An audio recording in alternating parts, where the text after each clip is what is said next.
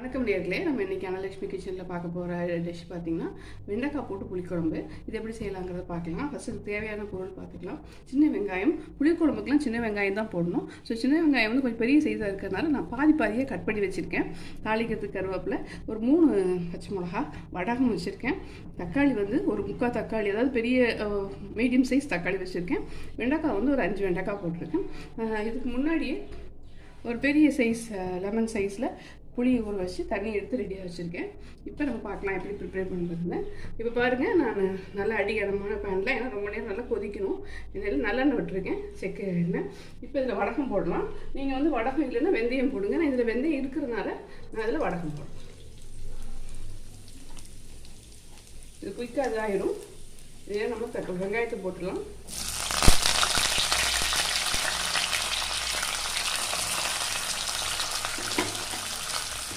சில பேர் வந்து ஃபஸ்ட்டு வெண்டைக்காவை கூட எண்ணெயில் வதக்கி எடுத்துருவாங்க. நான் என்ன பண்ண போகிறேன், இதுலேயே வறுத்து வதக்க போகிறதுனால தனியாக அது செய்யலை.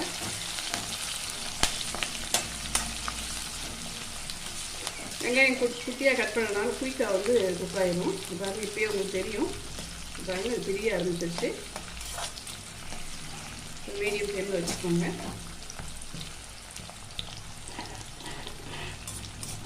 இப்போ தக்காளி போட்டிங்கன்னா தண்ணி ஆயிரும். அதனால் ஃபஸ்ட்டு வெண்டைக்காய் போட்டுடலாம். அதை வதக்கினதுக்கப்புறம் நம்ம தக்காளி போட்டுக்கலாம்.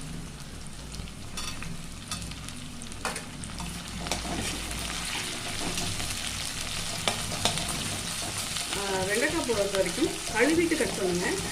கட் பண்ணிவிட்டு கழுவிட்டிங்கன்னா குடன்னு ஆயிடும். இன்னொன்று வந்து இதோடைய சைஸ் பார்த்தீங்கன்னா, சைஸ் வந்து இது மாதிரி இருக்கணும். ரொம்ப குட்டியாக போட்டிங்கன்னா குழம்பு வந்து ஒரு மாதிரி குடன்னு இருக்கும்.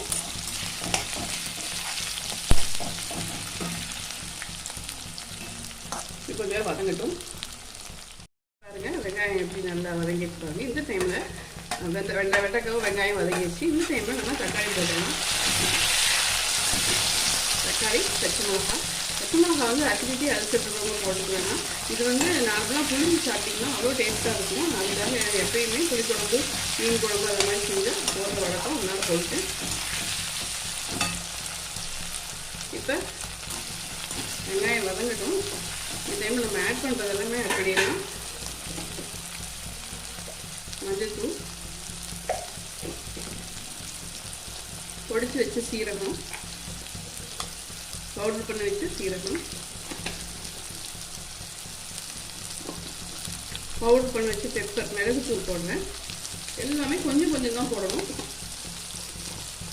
ஃபஸ்ட்டு போட்டு ரொட்டேட் பண்ணி விட்டுக்கலாம். இங்கே பாருங்கள் எப்படி வதங்கிருக்குன்னு. அடுத்து இது குழம்பு கொஞ்சம் கன்சிஸ்டன்சி, தேங்காய்லாம் அரைச்சி ஊற்றிங்கன்னா டேஸ்ட் இருக்காது. அதனால் வந்து கன்சிஸ்டன்சிக்காக நான் மல்லித்தூள் வந்து 2 ஸ்பூன் போடுறேன். இதோட கருட்டிடலாம்.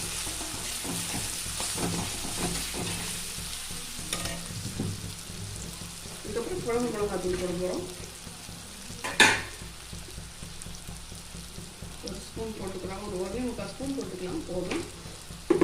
காரத்துக்கு தான். நான் வரமிளகாத்தூள் வச்சுருந்தீங்கன்னா தனியாக வரமிளகாத்தூளும் தனியாக மல்லித்தூளும் போட்டுக்கோங்க. இருந்தாலும் இப்படி அரைச்சி வச்சு நீங்கள் குழம்பு செஞ்சு பார்த்தா தான் டேஸ்ட்டாக இருக்கும். இப்போ இது தீயறதுக்குள்ளே அடுத்து கொஞ்சம் சிம்மரில் வச்சுக்கோங்க. இந்த புளிக்கு நான் கரைச்சி வச்சுருக்கேன் இல்லைங்களா, அரிசி கழுவி தண்ணியில், அதை இதில் விட்டுறேன்.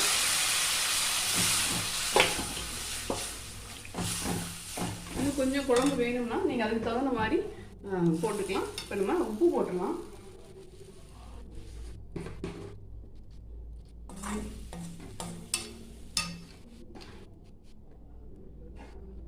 நான் ஒரு 1.25 ஸ்பூன் போடுறேன். எண்ணெய் அப்புறம் போட்டுக்கலாம். வெல்லம் போட்டு பேலன்ஸ் பண்ண போகிறோம் கடைசியில். இப்போ போட்டுற வேண்டாம், குழம்புல வெல்லம் ஏற்கனவே இனிப்பாக இருக்கும். உங்களுக்கு எவ்வளோ தண்ணி வேணுமோ போட்டு கொஞ்சம் நேரம் இதை மூடி வச்சுருங்க. குக் ஆகட்டும். கொஞ்சம் நேரம் கழித்து பார்க்கலாம்.